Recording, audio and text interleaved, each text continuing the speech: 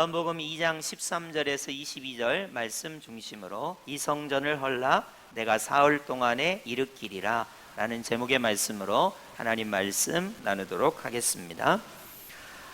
오늘 본문은 예루살렘 성전 중심에서 예수님 중심으로 옮겨가는 구속사적인 대단히 중요한 본문입니다.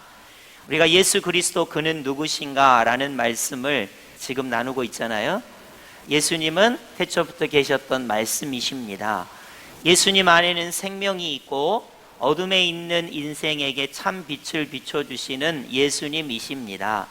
세상 죄를 지고 가는 하나님의 어린 양이 예수님이십니다.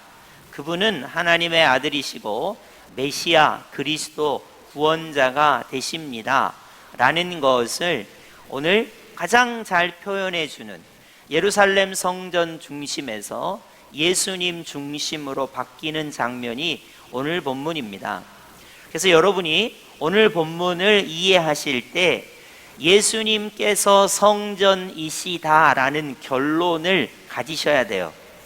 근데 이제 우리는 보통 성전 하면 건물을 생각하기 때문에 예수님께서 성전이 되신다는 것을 받아들이기가 어렵습니다. 특히 유대인들은 더더군다나 그래요.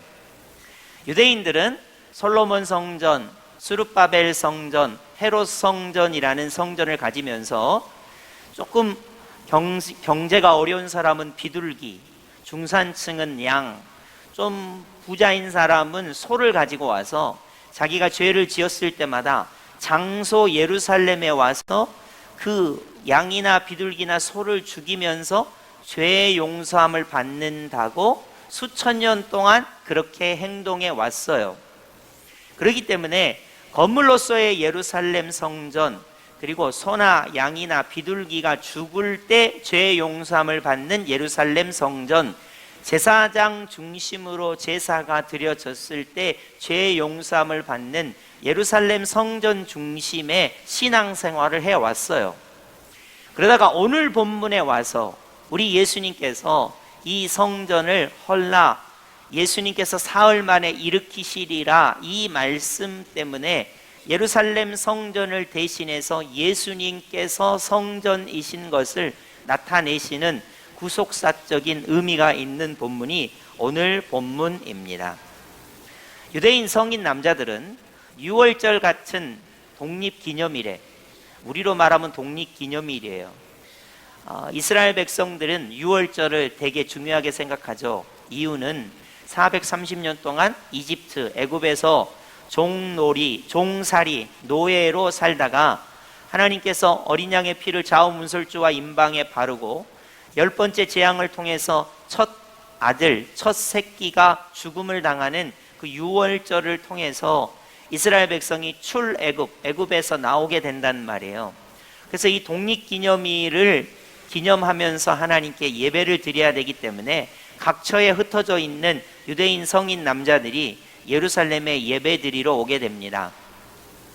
그러면 여러분 한번 상상의 나래를 펼쳐보세요.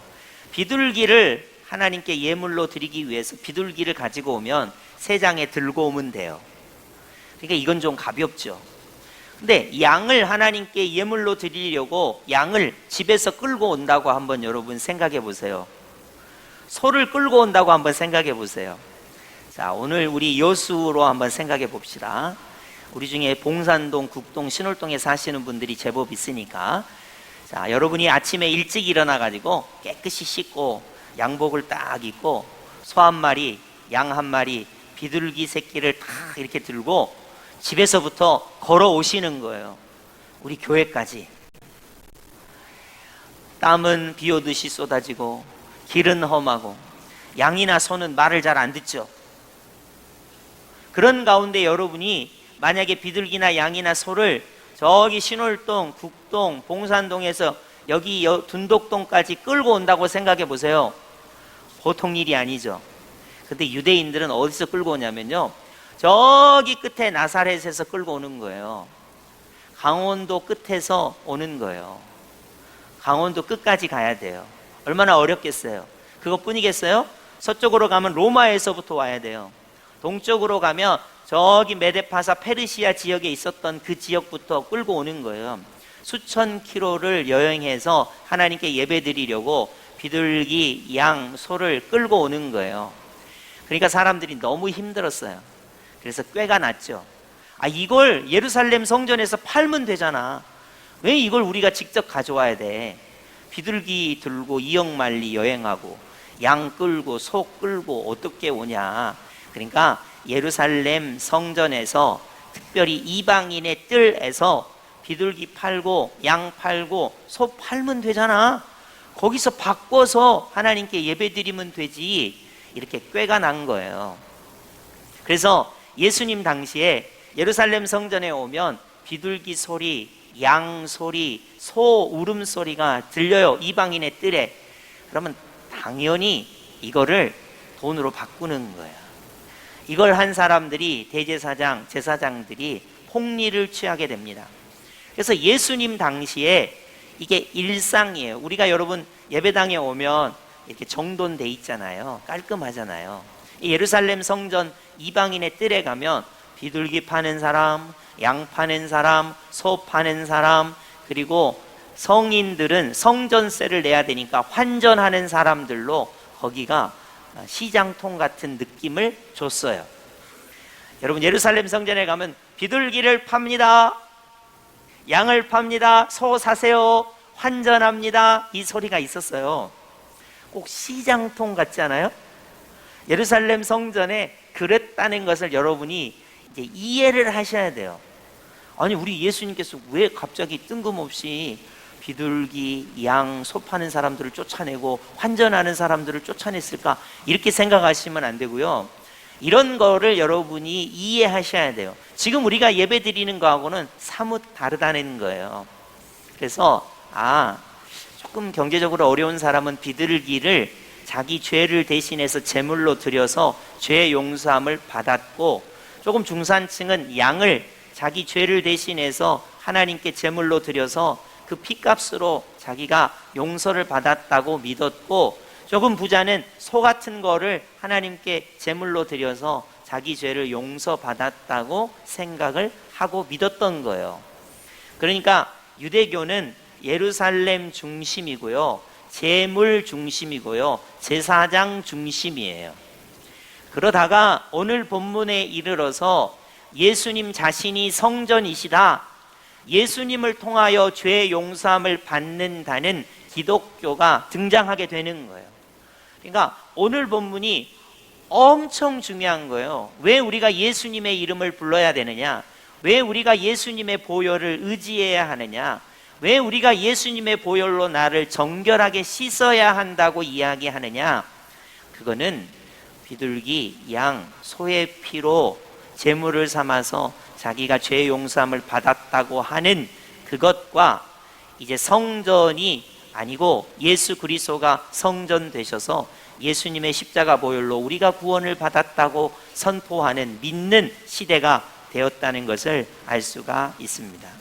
그래서 오늘 본문의 구속사적인 의미는 성전 중심에서 예수 그리스도의 몸, 예수 그리스도의 피 중심의 사건으로 넘어가는 것이 됩니다.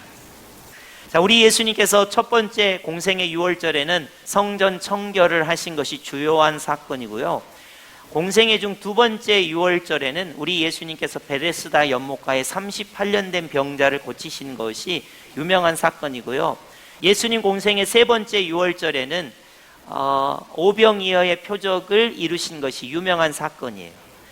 네 번째 공생의 유월절에는 우리 예수님께서 십자가에 못 박혀 죽으신 것이 가장 대표적인 사건이라고 말할 수 있겠습니다. 자, 그럼 오늘 본문을 한번 살펴볼까요? 13절, 14절입니다. 제가 봉독해 드리겠습니다. 유대인의 유월절이 가까운지라. 유월절에 예수님께서 예루살렘에 올라가셨습니다. 예수께서 예루살렘으로 올라가셨더니 14절, 성전 안에서, 여기 성전은 우리처럼 이렇게 본당을 말하는 게 아니고 지성소나 성소를 말하는 것이 아니고 이방인의 뜰을 말하는 거예요. 예루살렘 성전을 여러분에게 그냥 대략 설명하면 지성소 같은 경우는 대제사장이 1년에 한 번 대속죄일에 들어갈 수 있기 때문에 일반인은 절대로 출입 금지. 성소도 마찬가지예요. 제사장 레위인만이 들어갈 수가 있어요. 그리고는 이스라엘 남자가 들어갈 수 있는 이스라엘인의 뜰이 있고, 여인만 들어갈 수 있는 여인의 뜰이 있고, 이방인은 절대 다른 데 출입할 수 없고, 이방인의 뜰이 넓게 자리 잡고 있어요. 이 이방인의 뜰에다가 비둘기 팝니다, 양 팝니다, 소 팝니다, 환전합니다, 이렇게 된 거예요. 자, 보시죠. 성전 안에서 소와 양과 비둘기 파는 사람들과 돈 바꾸는 사람들이 앉아 있었어요. 예수님께서 보실 때 하나님께 예배하는 곳이고 만민이 기도하는 이곳이 장사하는 곳이 되었다. 예수님께서 이렇게 평가를 하시는 거예요. 여러분이 교회를 오실 때 한 가지 주의하실 점이 있어요. 내가 교회를 갈 때 장사하는 마음으로 오시면 안 돼요. 여러분, 장사는 어떻게 합니까? 흥정을 하죠. 이걸 사야 되겠는데 싸게 깎아야 돼요. 파는 사람들은 싸게 줍니까? 비싸게 팔아야 합니까? 그러니까 서로 밀고 땡기는 거예요. 예배를 드리러 왔는데, 죄 용서함을 받으러 왔는데 장사를 하는 거예요. 그러면서 싸게 사야지, 비싸게 팔아야지, 이런 느낌으로, 이런 감정으로 예루살렘 성전에 온 것처럼 오늘날 현대 여러분이 이런 마음으로 교회에 오시면 곤란해요. 이런 거예요. 오늘 내가 가는데 내 기분이 좋아야 돼.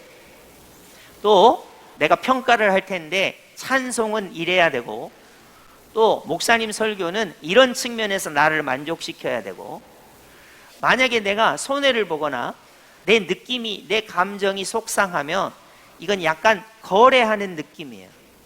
예배는 어떤 거냐면요, 하나님 중심으로 하나님께 영광을 돌리는 거예요.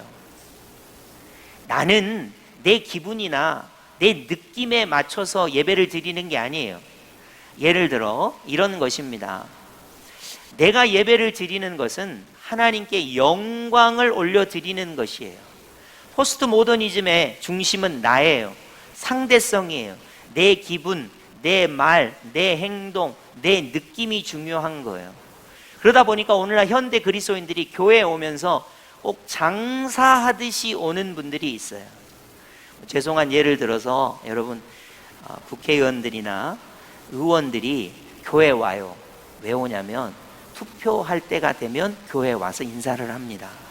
그럼 그건 하나님께 영광을 돌리기 위해서 오는 것도 있지만 일견 장사하는 느낌이에요. 내 표 계산, 이런 거거든요. 여러분, 이거 우리 교회 이야기는 아닌데 서울에 가면요, 꼭 기도 제목이 생기면 교회에 오시는 분들이 있어요. 고3 아들이 생기잖아요. 교회에 잘 옵니다. 기도를 열심히 해요. 그리고 하나님께 간구해. 하나님, 우리 아들이 좋은 대학에만 간다면 앞으로 제가 더 열심히 신앙생활을 하겠습니다. 거래를 하죠. 그리고 여러분이 특별한 기도 제목이 생기면 교회에 갑자기 열심히 나와서 하나님께 예배를 열심히 드리는 분들이 종종 있습니다. 이게 현대 교인들이 마치 예루살렘 성전은 아니지만 비둘기 사세요, 양 사세요, 소 사세요, 환전하세요. 우리 예수님께서 만민이 하나님께 예배하는, 기도하는 이곳을 두 번째 성전 청결을 할 때는 강도의 구렬로 만들었다, 이렇게 말씀하셨고, 장사하는 곳으로 만들었다, 이렇게 우리 예수님께서 평가를 하시는 것을 볼 수가 있습니다. 16절로 한번 가볼까요? 내 아버지의 집으로 장사하는 집을 만들지 말라 그랬습니다. 예배하고 기도하는 성전을 장사하는 곳으로 만들지 말라는 거예요. 장사하는 주체는 나예요.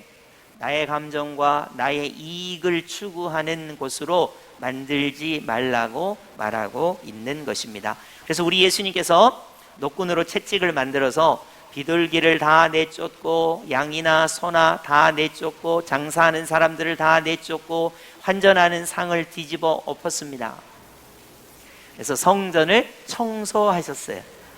이거를, 성전을 우리 예수님께서 6월절, 첫 번째 6월절에 성전 청결을 한번 하시고, 그리고 예수님께서 네 번째 유월절, 그러니까 십자가에 죽으시기 전 고난주간을 시작하시면서 성전 청결을, 성전 청소를 2번 하셨습니다.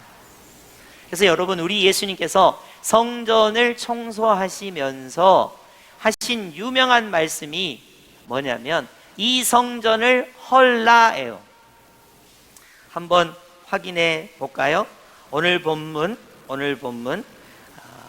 19절입니다. 우리 다 함께 19절 합독해 볼까요? 19절 합독하겠습니다. 시작. 예수께서 대답하여 이르시되 너희가 이 성전을 헐라 내가 사흘 동안에 일으키리라. 아멘. 여기다 여러분이 별표를 해놓고 요걸 이제 문맥을 우리가 잘 분해를 해봐야 돼요. 자, 한번 분해해 봅시다. 너희가 이 성전을, 예루살렘 성전을 헐라, 두들겨 부셔라, 그런 말이에요. 자, 그러면 예수님께서 사흘 동안에 일으키리라 이렇게 말씀하셨어요. 이거는 문장이 해석을 하려고 해도 도저히 해석이 안 되는 그런 문장입니다. 자, 예루살렘 성전을 두들겨 부실 필요가 없죠. 왜 예루살렘 성전을 헙니까? 헐 필요가 없어요. 그리고 도무지 이 예루살렘 성전은 사흘 만에 일으켜 세울 수가 없어요. 쉽게 예를 들어 우리 여수 성도교회가 이렇게 있는데, 이 여수 성도교회가 한 8개월에서 10개월 정도의 공사 기간을 거쳐서 이렇게 건물이 이루어졌어요. 그런데 여러분이 이 성전을 부술 수 있을지 모르겠지만 부순다고 가정을 해도 사흘 만에 이 교회를 건축을 한다는 것은 불가능한 일이에요. 절대 이런 일이 일어날 수 없어요. 여러분, 예루살렘 성전은 기원전 19년부터 시작해서 기원 후 AD 63년에 완공이 됐어요. 다시 기원전 BC 19년에 시작해가지고 기원 후 AD 63년에 완공이 됐어요. 80년 이상 공사해가지고 완공이 된 건물이 예루살렘 성전이에요. 그런데 이 예루살렘 성전을 헐면 사흘 만에 다시 일으키겠다고 하는 이 예수님의 말씀은 아무도 이해할 수 없는 말씀이에요. 어떠기 전까지?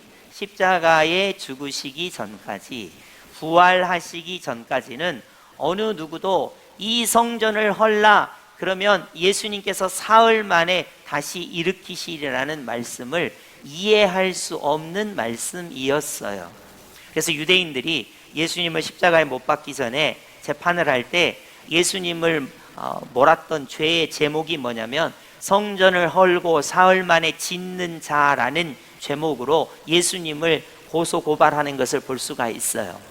그래서 이 대목, 이 성전을 헐라 그러면 예수님께서 사흘 만에 일으키시리라를 어떻게 해석하고 어떻게 믿느냐가 기독교인됨에 매우 중요한 본문이라는 것을 알 수가 있어요. 자, 그러면 우선 여러분에게 조금 이해의 폭을 넓히기 위해서 예수님께서 성전이 되신다는 의미를 조금 설명해 드리고자 합니다. 자, 비둘기의 피, 양의 피, 소의 피로 내 죄의 건건이마다 성전에 나와서 비둘기의 피, 양의 피, 소의 피를 가지고 내 죄가 용서를 건건이 용서받는다고 하는 이 개념에서 세상 죄를 지고 가시는 하나님의 어린 양이신 예수님께서 이제 성전 되셔서 모든 사람의 죄를 대속해 주신다고 하는 선언인 거예요.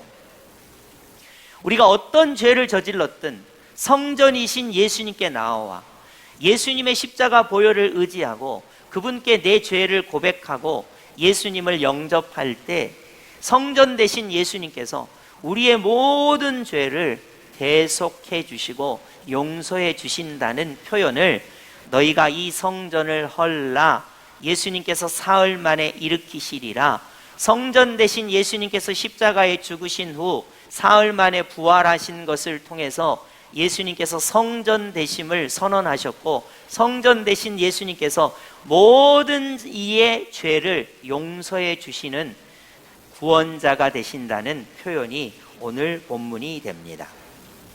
여러분, 유대인들은요, 예수님의 성전 되심을 믿지 않습니다. 유대인들은 아직도 예루살렘 성전을 다시 짓고 싶어 해요. 자, 여러분, 오늘날 우리가 예루살렘 성전이 파괴됐죠. 그래서 통곡의 병만 있어요. 어느 누구도 비둘기를 잡아서, 양을 잡아서, 소를 잡아서 죄를 용서해 달라고 하지 않습니다. 그 이유는 이 성전을 헐라 예수 그리스도의 몸을 십자가에 못 박아 죽이면 성전 되신 예수님께서 사흘 만에 부활하실 것이고, 성전 되신 예수님께서 우리를 죄와 사망과 마귀와 모든 고난과 역경으로부터 우리를 구원해 주신다고 하는 기독교가 됨을 선포하는 문장이라는 것을 우리가 알 수가 있습니다. 유대인들은 뭐라고 말했습니까? 20절, 이 성전은 46년 동안의 지역권을 예수님 말씀하시는 때 46년째 짓고 있었다는 거예요.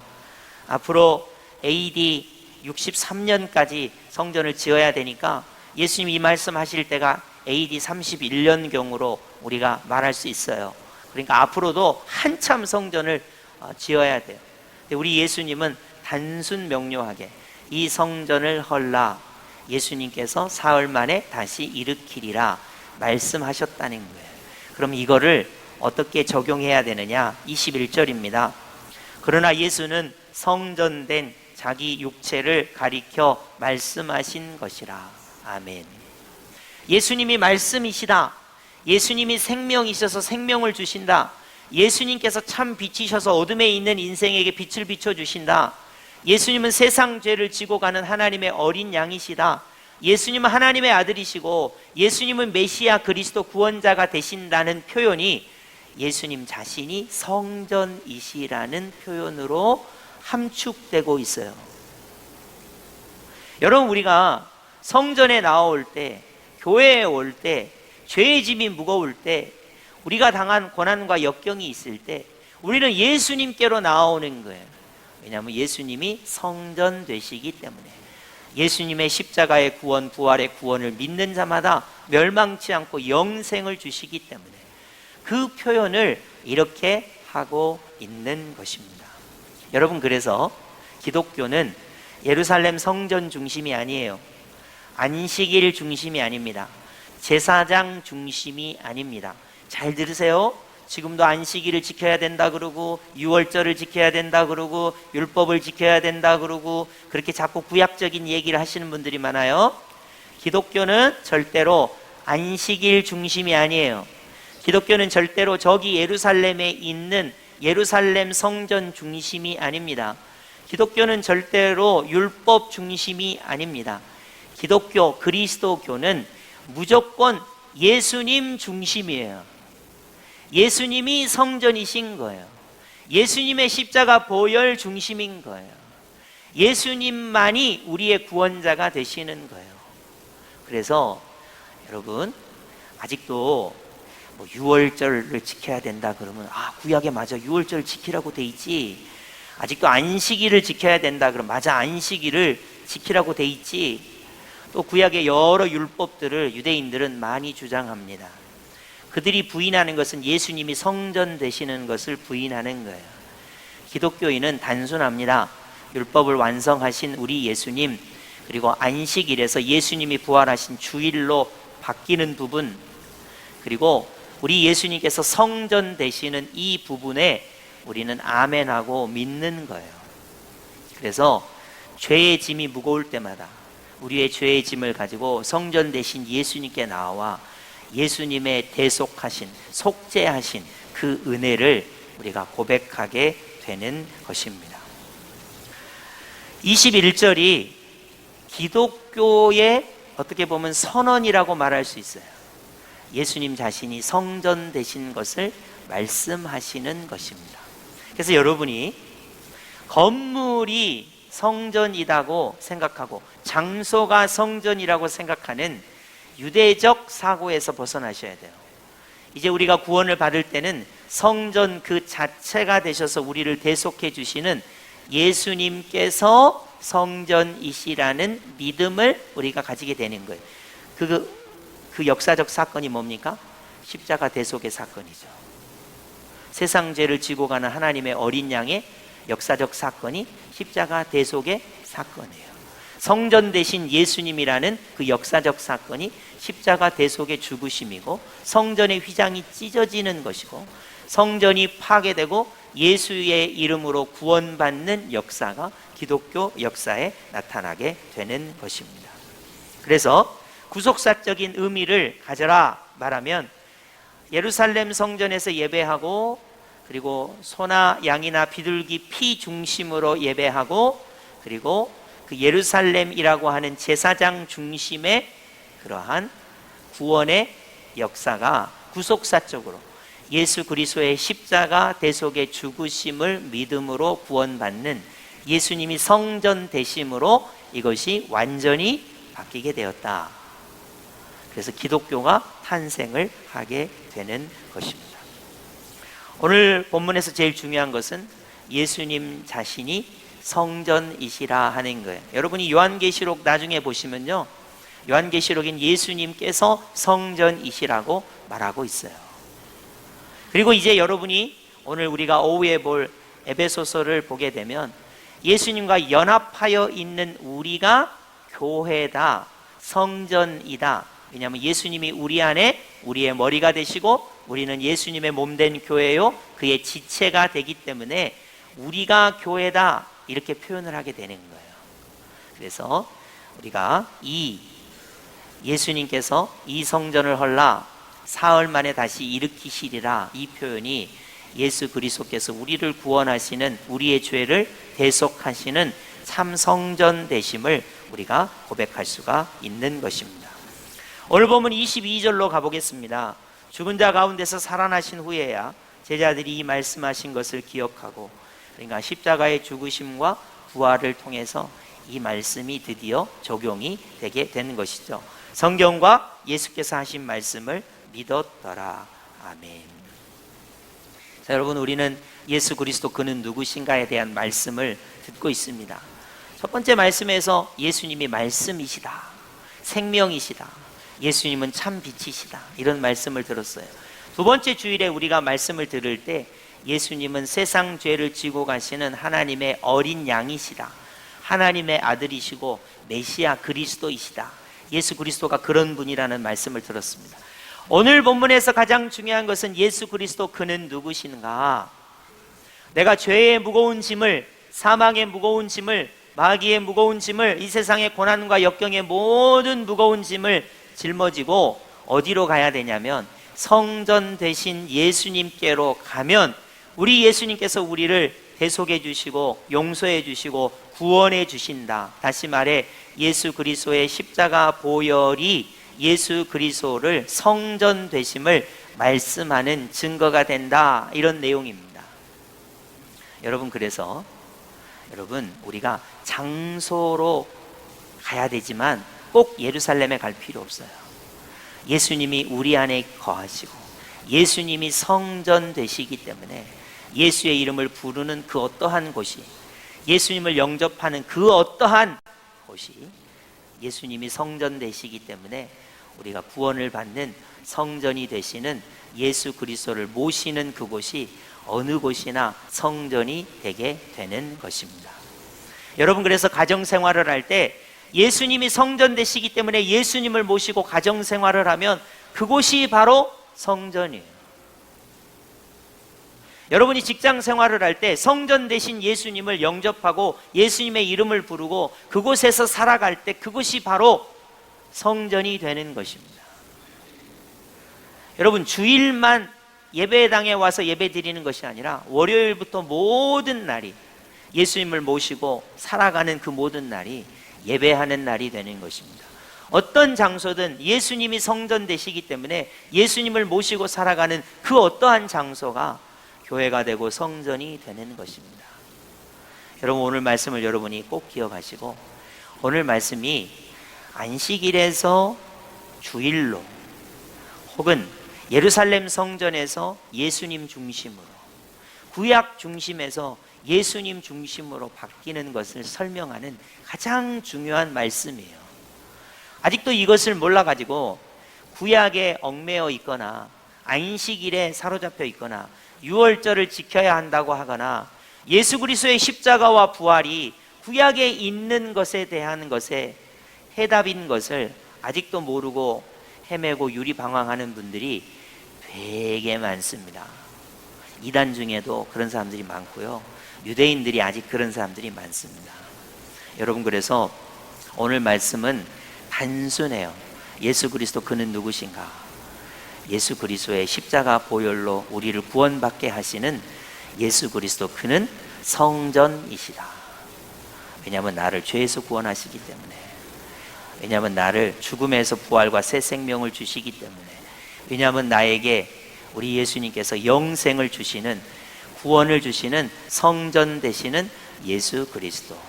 이 말씀을 여러분이 꼭 기억하시고 언제나 예수 그리스도가 성전 되심을 기억하고 예수 그리스도께 나아와 죄사함의 은혜, 부활과 새 생명의 은혜, 그리고 하나님의 자녀가 되는 은혜, 영생을 누리는 구원의 은혜를 누리시기를 예수님의 이름으로 축복합니다.